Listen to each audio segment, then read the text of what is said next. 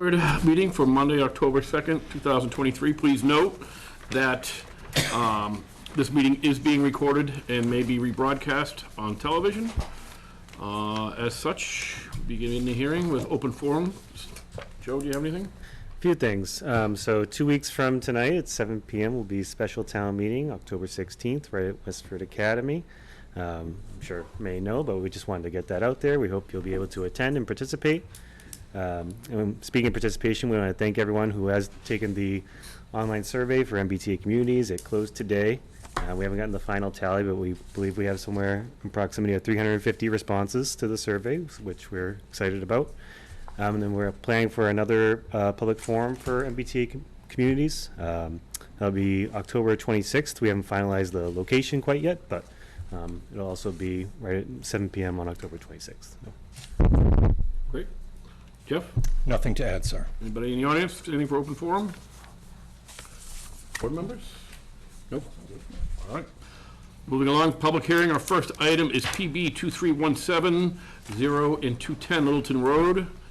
Motion to waive the public notice. So moved. Second. All those in favor say aye. Aye. Opposed? Okay. Motion to open the public hearing. So moved. Second. All those in favor say aye. Aye. Good evening. Good evening, Mr. Chairman, members of the board. For the record, Douglas DeShane from Finner and Nicholson, representing the applicant, me, on behalf of Fox River LLC. With me this evening, Kevin Riopel from TGT Associates, our engineers on the project. Also with me this evening, Harry Freeman, excuse me. Harry is from Right Path, which is the organization intending to operate the daycare facility. Thank you for your time this evening. We're here this evening seeking two permits from the board. First, a site plan review, and secondly, a stormwater permit. We're seeking those permits with respect to a proposed daycare facility at 0 and 210 Littleton Road. Some of you will recall it was the old Very Fine site way back when. And this is the property to the front of the site, adjacent to Littleton Road. We are proposing to build a 14,400 square foot daycare facility. We are currently proposing 50 parking spaces and associated play areas and outdoor areas as we've identified on the plan. Access to the property will be over to be improved and enlarged curb cut access site that exists there today for access to the back. We are going to, as you can see, proposed in that plan, rebuild that, make it a little wider. I do know we need to raise it a little bit, but I will let Kevin talk about that in just a minute. So, again, as you know, because we are a daycare facility, we're here under the Dover Amendment, which requires no special permits of any kind. However, we are subject to your site plan review and stormwater design. I know that we have submitted stormwater report and plans for your review or for your peer review by town engineers. We have also filed with the Conservation Commission a notice of intent. We are going to be working within river protection area or the site contains river protection area, I should say, and a significant amount of bordering vegetated wetlands, so we have buffer zones to consider, as well as some floodplains. So we have a number of resource areas that we're protecting. We have had the first meeting with the Conservation Commission, wanting to get their big picture before we met with you folks, and it was a good review. I think things went well. We did talk about potentially moving the drainage system, but I'll get into that as we get into the technical presentation. But I will say that I thought things went well with Conservation. They were very cooperative in making sure we do this right and giving us some breaks in that regard. We have received comments from the Board of Health. They had a number of mostly operational questions. Kevin and Harry have provided me the answers to those, and we'll be submitting written responses back to the Board of Health. I will copy you probably tomorrow, but, you know, we weren't going to get it in time for you to see it before tonight, so. But we did provide written comments to all of their questions. There were no showstoppers there. We did commission a traffic report for the site, and it too just came in today. So we're going to review it, make sure everything's good, and we'll be submitting that to you in the next day or two as well. So I think at that point we should have a very comprehensive package before you. Last but not least, we did receive the staff report, and you know, we're happy to answer any of the questions or suggestions in here. Certainly the comments and recommendations, we agree with all of them. So we'll schedule a site visit. We probably won't come back to see you for a couple of meetings so that we can get the technical review stuff done and, you know, maybe get back with a clean letter as opposed to waiting, you know, bouncing back and forth. And then we will talk about removing the recharge infiltration system. So with that, Mr. Chairman, if you're okay, I'd like to just have Kevin give you a quick, you know, the quick overview of the site and kind of touch on some of the technical aspects. And then we're happy to answer any questions or comments you might have.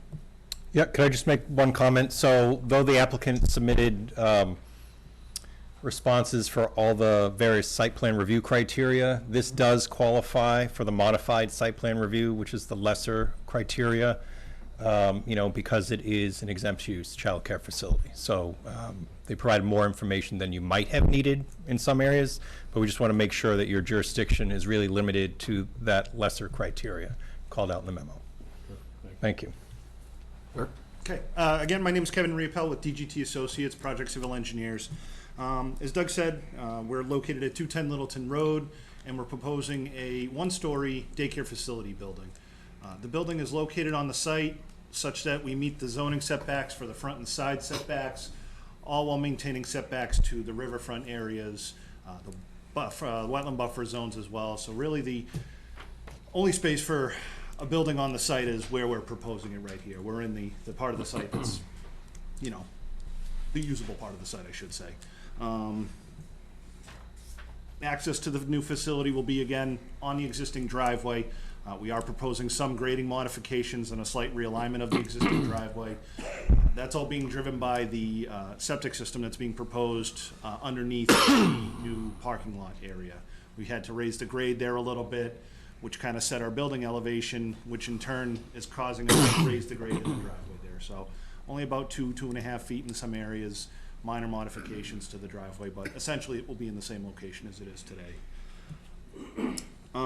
50 parking spaces being proposed in the front of the building between the building and Littleton Road. It's a very simple, straightforward parking design here. There is no queuing, there is no parent drop-off. Students are to be walked into the building by their parent or guardian, so everybody's forced to park. There is no need for queuing lanes or parent drop-off areas for the site. New utilities for the building: domestic water service, fire protection water service, new electric service. Like I said, there's an underground septic system going underneath the parking lot that we are submitting to the Board of Health for their review. Stormwater from the parking lot, the new building roof, as well as the modified portion of the driveway will be collected, treated, and we're proposing 2 underground rechargers on the right-hand side of the driveway there. One larger system for the driveway and, the larger system is for the building and the parking lot. The smaller system is for the driveway area.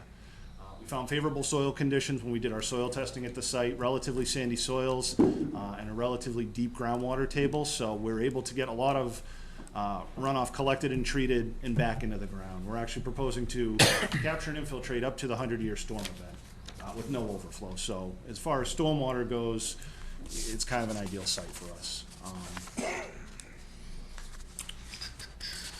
So yeah, like Doug said, we'd met with the Conservation Commission on the 13th, and one of their comments was, would it be possible to move the rechargers to the right, closer to the wetlands or up the page, to potentially look at saving some larger trees that are on the property. Right now we're proposing to remove 4 large trees, 1 pine and 3 maples. We did an exercise in-house to look at, if we move the systems, what does it do to the site?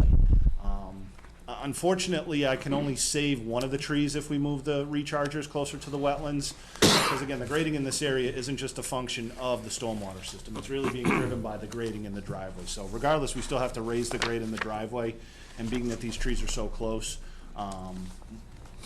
we can't really put in tree wells. It's gonna look very funny, so.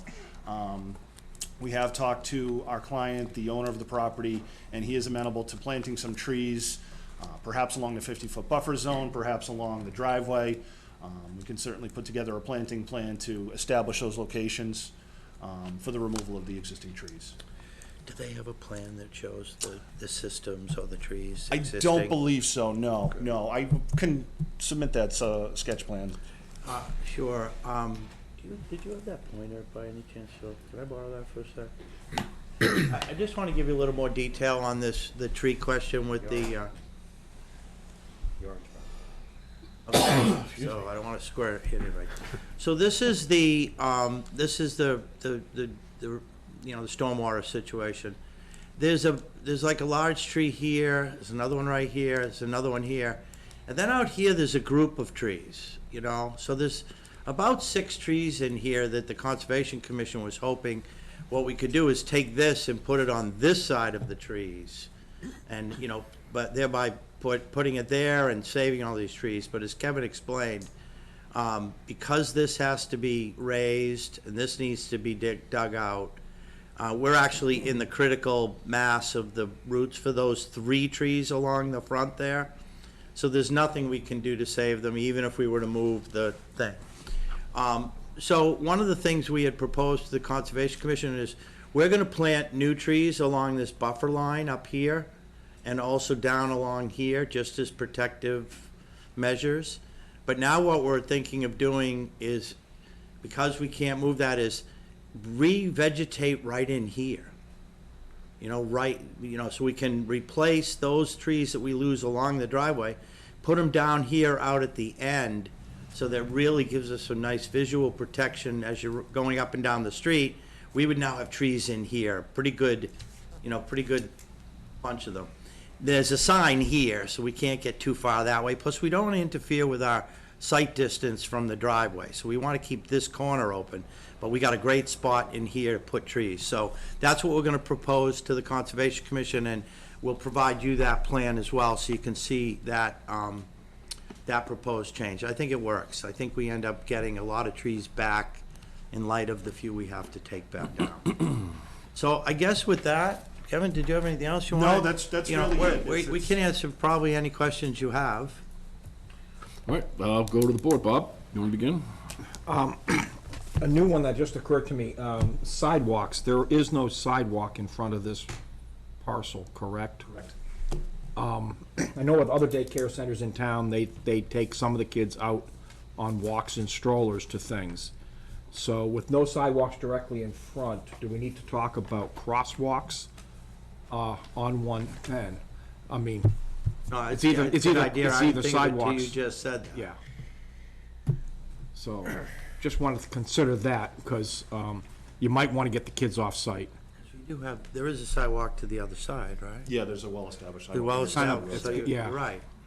So that Mass Highway would have to bring them involved with that, but I'm sure the town, theoretically, the town would support it. Right, so I just had a couple thoughts about the planned widening for Littleton Road. I don't know if that addresses any of, this is something we can look into before the next meeting, are there sidewalks already being incorporated into any future widenings for Littleton Road that's in, I forget what % design now?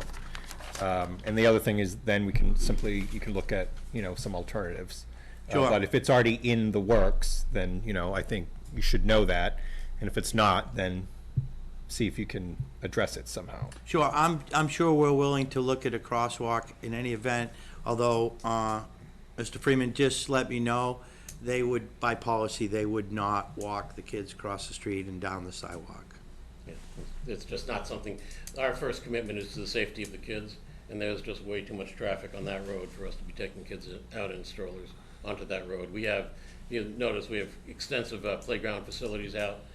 We generally try to put in about 15,000 square feet of playground facilities, which is driving Kevin crazy. But we're a little under that here, but we believe in taking the kids outside, but we are required to keep them safe whenever we do it, and I would not be taking any of the children onto 110. Okay. Speaking of the playground facilities, the cages or the play areas, Zone 6 is an odd shape in the upper left corner. And it creates an area where a child would be hidden from view if the monitor is located near the door for that space in the building. And I'm just wondering if that space could be in some way made to be a more regular polygon right there. One of the, as I said, again, I appreciate you. You are the first, I've done a lot of these presentations. You are the first commissioner that has ever raised an issue about sight lines and child safety, so hats off to you. I appreciate that because that's obviously a primary concern for us. The way that we're established, first of all, the fences that are going to be along the sidewalk themselves will be, you can see through those fences. Understand. So it will be visible. The way that we position our staff, because we would have 2 staff members out in that play area at all times in that size. So they are always positioned so that they have access and sight lines for everybody, because we also will have a lot of different play structures in there. It doesn't show on this plan. Understand. So we always cite the people to do exactly what you're doing, because it's a key issue that you raised. You know, and that's how we've dealt with it in the past, and we would make sure that we do it the same way here. We are, sight lines is a major conversation point. Yeah, it just seems to me if you move that fence up on Zone 7 to the corner of the building. Yeah, I mean, we could do it. The problem is those 3 preschool playgrounds, they're about 2,600 square feet. What we like to do, and there's no state requirement, it's just a Bright Path requirement. We try to make those 3,500 square feet because we want to have a lot of different activities for the kids to play out there safely. So that's why we tried to maximize it. Those other playgrounds over there, the toddler playgrounds, need to be 625 square feet, and you see they're already, that's per state regulations, but we don't let state regulations be our limit. That's the starting line. Right. So we'd like to keep it as large as possible. If it's a primary concern for the commission, could I move that fence line up? Absolutely. I think we have other ways to deal with it, but if it's something that doesn't make you comfortable. It seemed like that was the larger space anyways. Yeah. Yeah, that's compared to because the other ones. I was driving my playground guy to get some bigger spaces because you have some bigger elements and you need 6-foot fall zones around all the different play structures, so you run out of real estate in playgrounds pretty quickly. You will, if you haven't seen one of our playgrounds, go take a look at some of the other facilities we have. You will. It's not what you see at other child care centers. So I was glad to hear that you don't cue that everybody has to be walked in, because one of the concerns I have here is with the close proximity of your driveway entrance to 110, there's not a lot of storage capacity coming into that area. And I'm mainly concerned if, let's say there's an event letting out at the office building and you got a line of cars are trying to take a left into your parking lot. That looks to be, what, 3 or 4 cars that could queue? And if it happens to be a busy time at the end of the day, we're gonna have cars queuing back out onto 110, so. Yeah, we've developed, I mean, we're now up to about 60 or 70 sites in the U.S. I was involved with development of a lot of them in Connecticut. So we have a lot of history. Even though there's 200 kids in the school, the drop-off and pickup times are over a 3-hour period. So that what we found is that the average number of parents dropping off, when we require them to stop, get out of the car, take their kids into the center, and then, same thing on the opposite side, just make sure they're the right people to pick them up, is that we normally see about 6 to 10 cars, parent drop-off cars at any given time.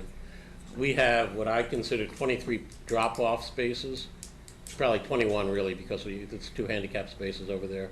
We have 21 drop-off spaces, which I consider the ones on the walkway.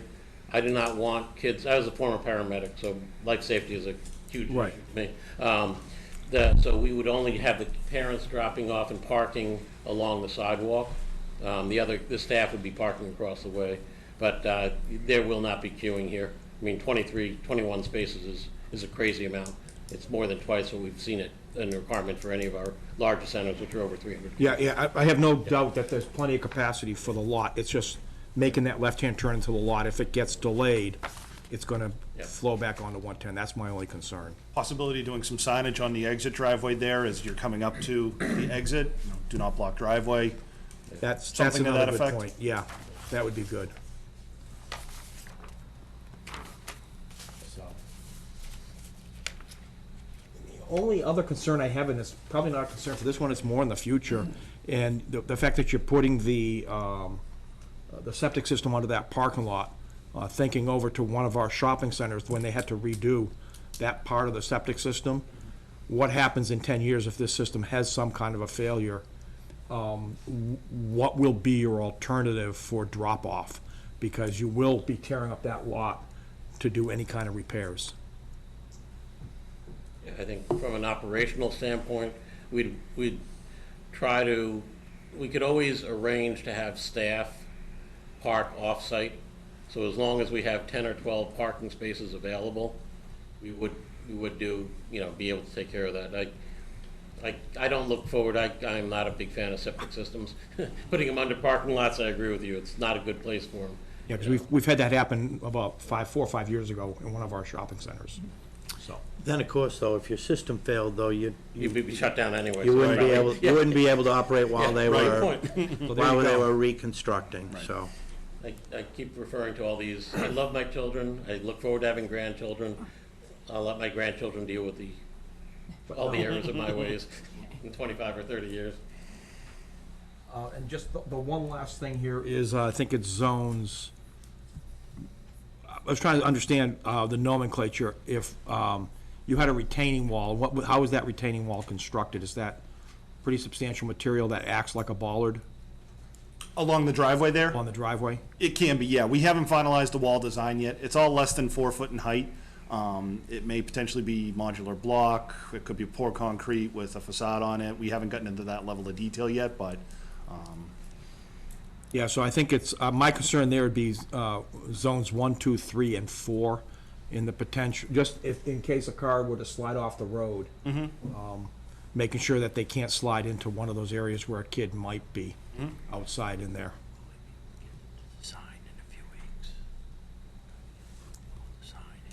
Yeah, in cases where we've had cars coming at 90 degrees to a playground and things like that, we've been asked to put bollards in. The good news is here, the road is basically parallel to the playgrounds, and you do have that retaining wall on the downside, on the zone 7 things that, Yeah. again, you could use it as some kind of restraining system.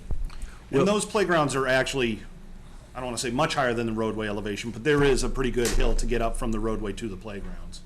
Yeah, well, that's good. So, Yeah. and I think, I like that retaining wall. We'll too. get you a copy, a design of that retaining wall Yeah. too, so you can see it. Okay. That's everything. Looks good. Thanks, Bob. Joni? I only have one question again on the leach field.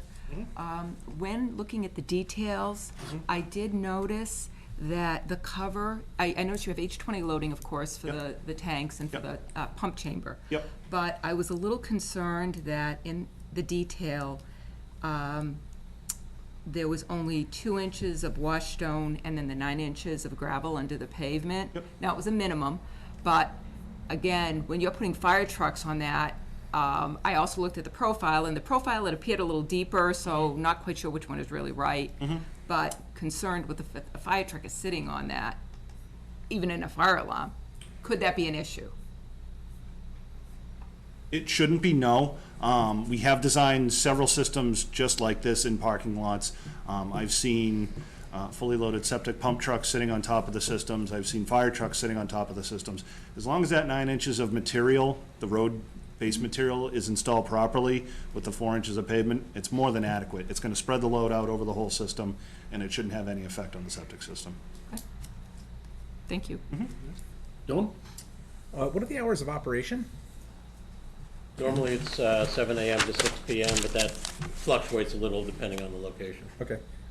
Would be great in the revised plan set if we could see a lighting plan as well, just to sort of understand where the lighting in the site's going to be.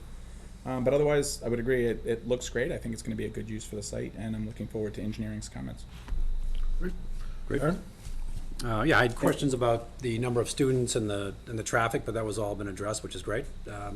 Interested in seeing comments from the conservation responses and the engineering comments, but otherwise, I think it looks great. Can we follow up on the lighting? Just, as you know, I think Doug is probably well aware, MIT has a very big concern with our lighting in this town. So we would also like to see, I think, not only where the lighting's placed, but the control for the lighting so that it's not operating at full brightness when your center's closed. All right. Anybody in the audience have anything to say? Questions, concerns, comments? Jeff or Joe? Jeff? Yeah, I just want to make sure it's on your radar for seeing if you need an updated access permit from MassDOT. We will, yes. We can't file with Mass DOT until we've obtained all our permits at the local level, and then they like to hear from us. Yep.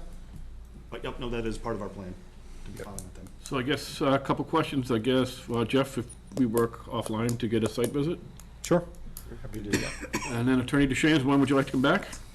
Well, I think it was, as suggested by staff, I think it would be a great idea if we wait and come back on your first meeting in November. I think that will give us plenty of time to get the peer review, or, engineering comments, give Kevin time to actually fix things and send it back, and give them another opportunity to see if we've answered all the questions. I'd really love to come in here on November 6th with a clean letter from all the peer review saying, everything's great, we'll answer all your questions, and we can go from there. I don't want to try and push it in 2 weeks, it won't happen. Joe, have you spoke with engineering? Do you think that's good? Yeah, that was the date that they suggested for exactly what Attorney DeShane described. Terrific. Unless there's anything else, can I get a motion to continue this to November 6th? Sure. I'll move that we continue PB 2317 to the November 6th meeting here in meeting room 201 at 7 p.m. Second. All those in favor say aye. Bye. Well, thank you very much for your time. We'll see you next month. Not used to the just say aye. I know it. Brad, call my name.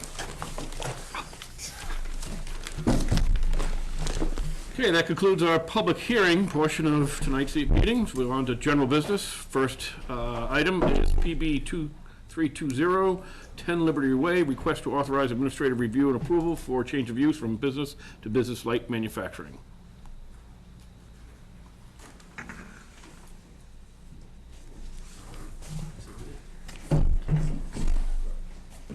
Good evening. How are you? Good. Evening, Mr. Chairman. My name is Steve Stupinski from Merrimack Engineering. Andy Tanner from Jumbo Capital. Yep. And This is Rob from BTU, the proposed tenant for the building. So I think I'll just take a minute. I think everybody knows where Liberty Way is. The building that was there was occupied by Puma, and Jumbo Capital acquired the building, and BTU is proposed to be one of the tenants in the building. To accommodate BTU's needs, we're going to make some modifications to the rear of the building to add some loading docks. So the plans that we submitted show the area of the pavement that we have to cut and grade in order to accommodate the docks and a future drive-up ramp into the building from the back site. And to accommodate the truck traffic in the rear, we have to make some modification to some of the islands because obviously the parking lot was not laid out to accommodate the tractor trailers, so we did a turning analysis on it, and where you see on the plan islands being modified, some parking being eliminated to accommodate the turning radiuses. That's because of the turning study that we did on the site. Essentially, the work is outside of the wetlands. It's outside the wetlands buffer. All the work is within the parking lot. There's nothing outside of the limits of the existing pavement being proposed. We're in the 100-foot buffer of the floodplain in a few of the areas. But again, it's just on the edge of it. And that's it in a nutshell. I think we did receive comments, or we saw the comments that the Board of Health provided to the board, and Jumbo, I think, has a Title V, or in the process of getting a Title V to accommodate those are the concerns of the board regarding the septic system. As far as we know, the septic system is fine and operational, and there's no issues with it. There haven't been any that we've identified.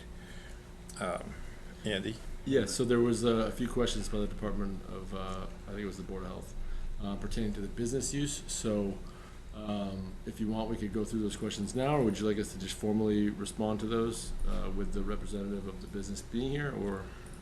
I'm fine with you going back to the Board of Health unless, I mean, if board members have specific questions, Sure. we can go that route. Okay.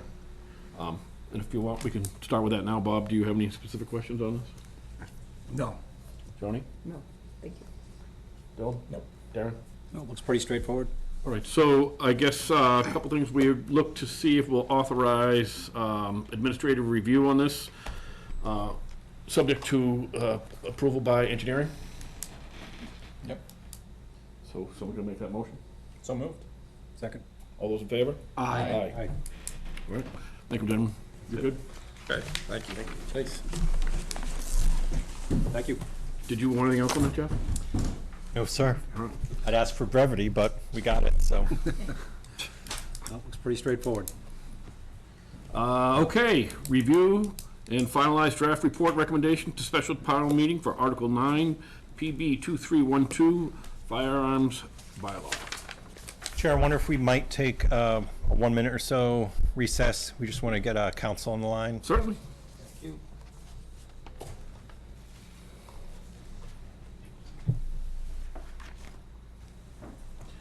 I wonder, where's the audience? Well, they know the hearing is closed.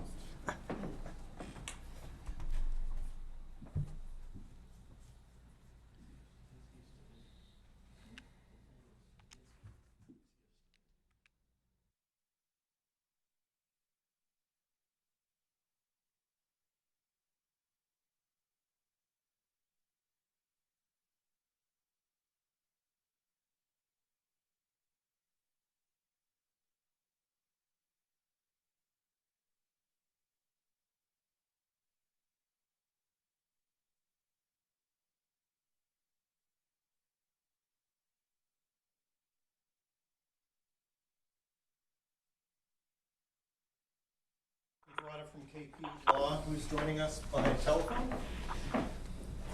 Council, just so you're on the meeting and this is being recorded just for your information.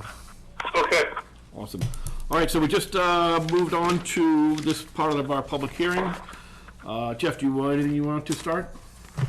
As you folks all know, we closed the public hearing recently, and the planning board is tasked with providing their report and recommendation to town meeting. Obviously, we prefer a written report such that it can be shared in advance. Planning staff has worked with town council to provide you with a draft as a starting point for your consideration tonight. So what is in the packet has been reviewed by council. There were a couple of minor typos that we found with some additional internal review. It's basically changing a period to a comma and including the word "to" in between continue and operate in one of the sections. So it's not substantive. I hear there may be some other minor corrections as well as any substantive questions or items that you might have tonight. So we'd like to try to address that and if possible finalize a report perhaps as early as tomorrow if the board gets far enough tonight. And the police chief had a prior commitment for tonight, but he can be available by telephone if you have a pressing question for him. Terrific. Great, so we'll start right with the board. I'll start down with Bob. All right, I had a couple questions. I'm looking at page 93 in the packet under findings for our report. And under finding 1, C and D appears to be redundant. 1C says does not provide any buffers between firearm businesses and sensitive locations such as schools and childcare centers. I just answered my own question. I now see it. So, Glad I could help. yeah, I was trying to see C and D. It looked very redundant, but I see now the differentiation of how they did that. My next question has to do with 5B, further down the page, about limiting the, I'm sorry, where is this? 5B, the police. Is it 6? He's got it on the screen there too, Bob.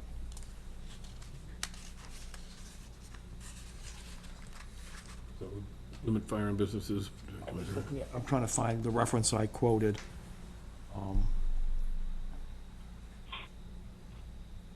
Well, first off, let's go under 6A.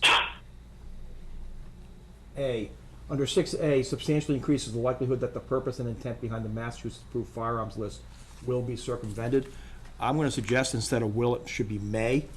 I don't think it's a definite conclusion it will be circumvented, but we are trying to prevent that possibility. So I'm going to suggest we substitute may in there. Also, under item 13D, there's a phrase pursuant section quote under D, and there's missing two between pursuant and the section on that second line of 13D. Pursuant to, okay.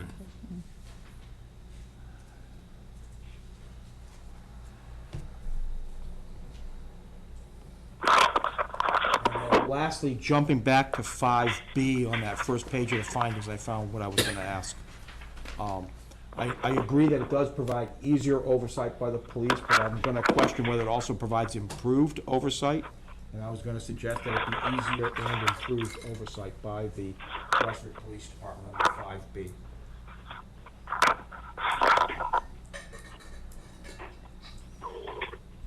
And that is the extent of my questions in this area of the bylaw. So, Do you have any comments? no, I think it looks good. I mean, we've been working hard at this. I had a few questions last time. It looks like the definitions got cleaned up. Per my question last meeting. I did notice one phrase later on, heavily commercially developed, and heavily commercially is, I'm not sure that's good grammar.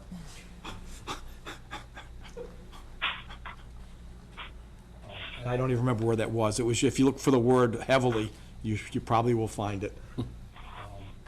And that might actually be in the brochure later on. I'm not sure when we're going to do the handout. Are we going to do that now or do that later? So there could be a couple of different handouts. I don't know if we can The one at the first, very end. in your correspondence. The yes, what yes means? It was like page, what yes means, yeah. Okay, so that's not part of your report and recommendations. That's, I understand. Are we going to do any comments on that later? if you want to comment on the correspondence, that's fine. I'd like to keep it, if possible, separate from Yeah, this. I have that for We'll later. bring it up at I correspondence. want to bring that up later. I had one thought. I didn't know if it made sense to actually title this document, Planning Board Report and Recommendation, for clarity. Yep. Yep, no, that's a good suggestion. All right, Johnny? No, I have nothing, thank you. Okay. I do want to thank the staff, Jeff, because there's a lot of work here. Yeah, my staff loves me. Dylan? I'm with Joni, no comments. Good job to the staff, agreed. Darren? Yeah, looks good. I just have one question. On 6653, I'm just trying to make sense of this comment, this statement. In the actual bylaw? Yeah, the commencement of one or more of the above uses within the required setback distance to a proposed firearm business shall not invalidate or disallow a special permit allowing a firearm business, provided that the initial special permit application for a firearm business was received, date of submittal, prior to the commencement of said use. Is that saying that if there was an application received prior to the amendment going into place, or no? It seems different to me. So I think what this section is saying is that if, let's say an application is received for a firearm business, and that comes in before, say, a daycare facility opens in, say, a location on Littleton Road, as long as they submitted their the firearm business submitted their application before there was that other business that would end up with a buffer, they're not penalized for that. Gotcha. Yep, makes sense. Can I ask a follow-on question, Jeff, just to be, we need to be very precise there, I think. What is, in the example of the daycare center, is it when they file to be a daycare center, or is it when they open? I'm going to let town council respond to that if possible. And I want to make sure our language is accurate in the bylaw. I think I followed that. So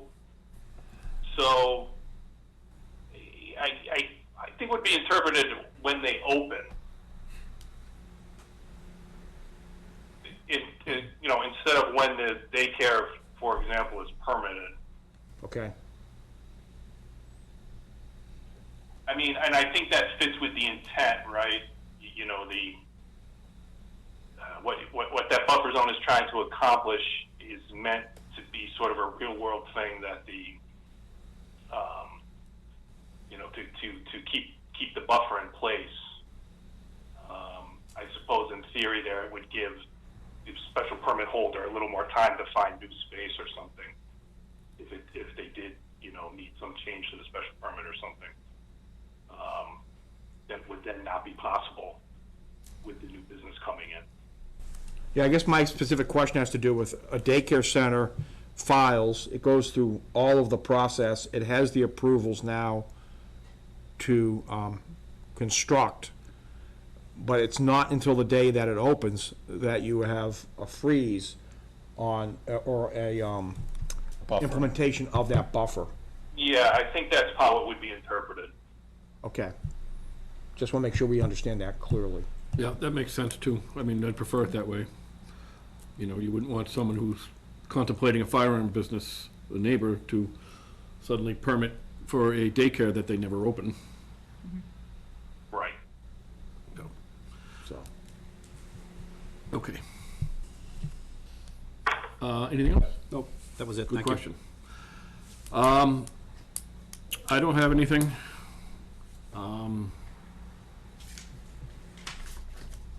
Staff, anything else? I guess we're looking for a vote on to, So we're asking that you consider two different votes tonight. The first is that you recommend approval of the proposed zoning bylaw amendment to regulate firearm businesses with the version dated September 20th, 2023. That's included in your packet. And then we'd ask for a separate vote relative to your draft report and recommendation with the amendments made tonight. okay. So, having said that, go ahead. I just want to understand where that, okay, I see it. It's at the bottom of the pages. It's in the footer, yes. It's in the footer. I'm just making sure it's on every page. So with that said, Jeff, we need to get that date on the bottom of page 1. Okay, It's not on page 1. okay, we can That's why I was, perhaps, those are changes we really don't mind making. I just want to make sure we're very precise here on this version. Yep. All right, so, Bob, you want to make that motion then? I'll make a motion that the planning board endorse the zoning bylaw amendment for firearm businesses per PB 2312 as dated 20 September 2023. All right, all those in favor say aye. Second. Oh, Yes, second. Yep. Second. All those in favor say aye. Aye. Opposed? Aye. Okay, so then can we get a motion to present the recommendation as written, or as amended this evening, Yes. for special town meeting, Article 9? Let's just go back and make sure we have that one clear.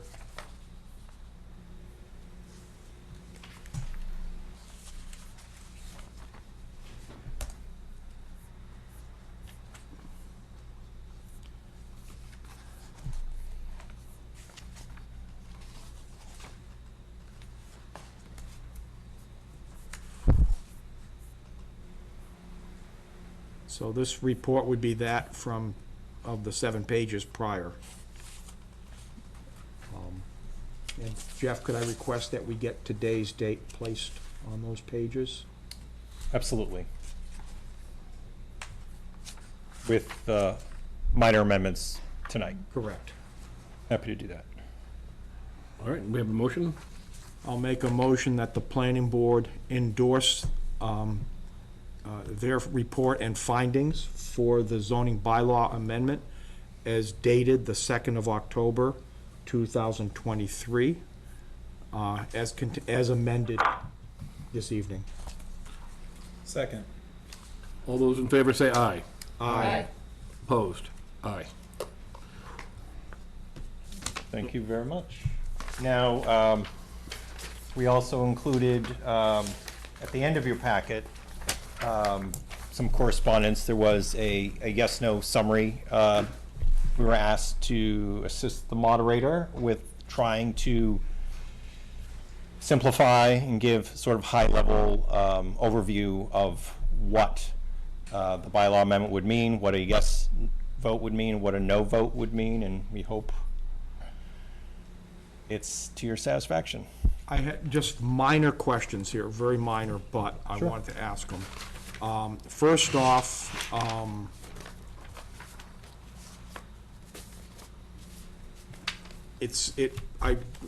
the second row of items, a special permit from the planning board would be required, understand. It then goes into a little more broader language about special permits provide greater discretion. And I wonder if we can just be more specific to this. That is written in the very general case. And my suggestion would be something along the lines of just saying, the special permit provides greater discretion, allowing the planning board to consider. Because it went in saying multiple boards, and there's only the planning board in this case.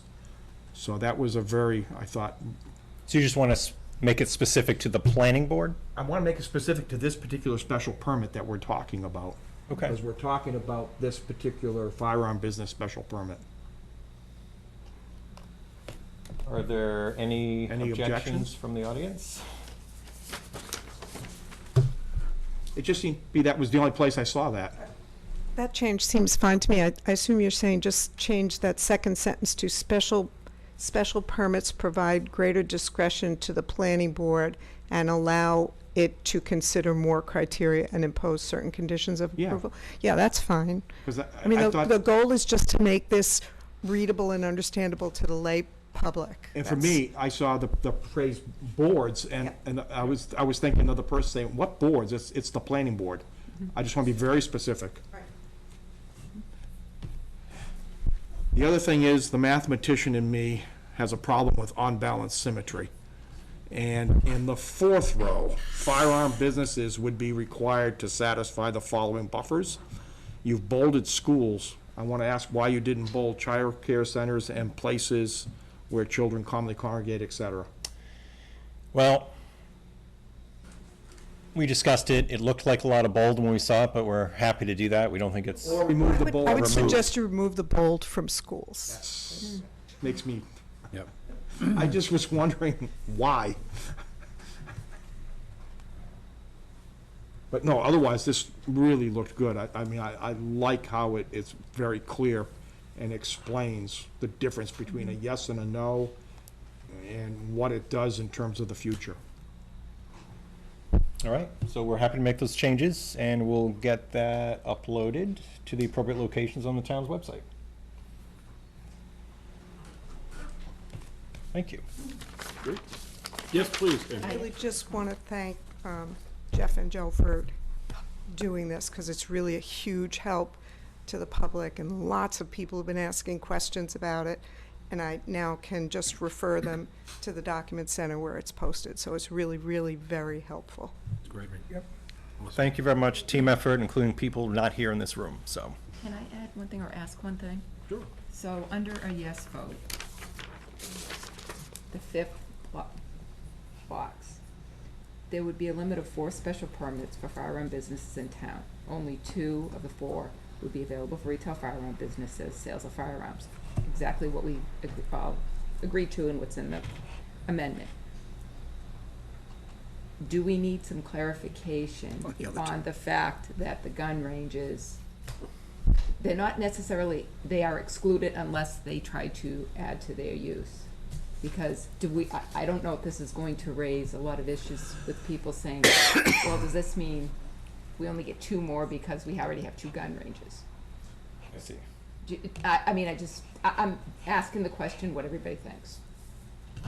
So you think it would be helpful to say the 2 existing clubs are excluded from this limitation? Or, Unless they expand their use. Should they remain as is, or unless they expand their use? do we have anything for that yet?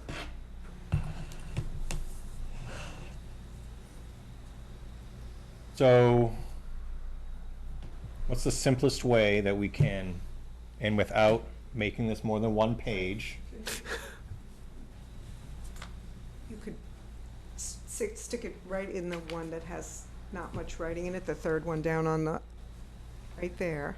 I know it's a little bit of a non sequitur, but you could just add a sentence right there, and that wouldn't mess up the symmetry of the page about the 2 existing firing ranges being grandfathered or excluded, or whatever simple words you can come up with. Unless they change their use to add. I'd suggest we call them sporting clubs or sportsmen's clubs or whatever. Yes. Just to be closer to what they're. Yep. Okay. We are happy to make those changes. Thank you. All right, anything else? All right, excellent. Discussion to take positions on special town meeting articles or take any other actions related thereto. So, do you think we no longer require the services of town council? No, I don't believe we do. All right, Justin, thank you very much. We really appreciate it. Thank you. Okay, you're welcome, everyone. Thank you, Justin. Thanks. Yep, bye-bye. Thank you.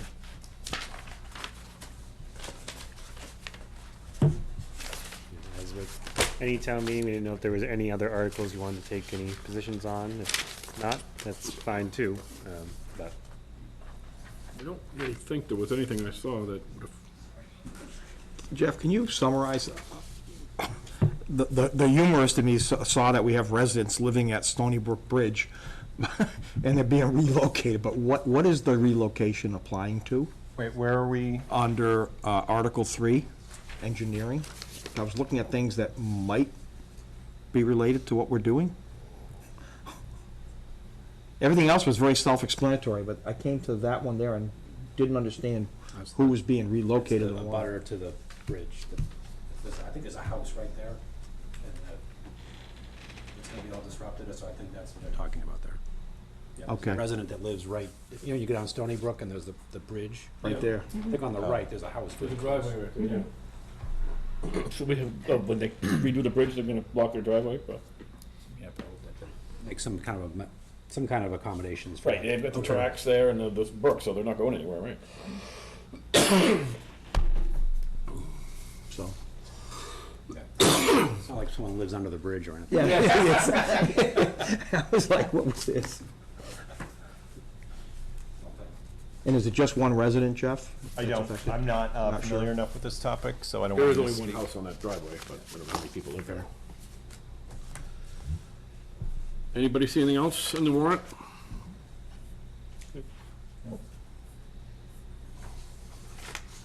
I think much of this will be real quick.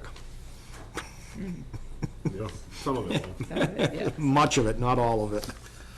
All right, with that, we have no other correspondence or minutes, correct? no, we don't have any minutes for you this time, but we should next time. Excuse me. Unless there's anything else, we get a motion to adjourn?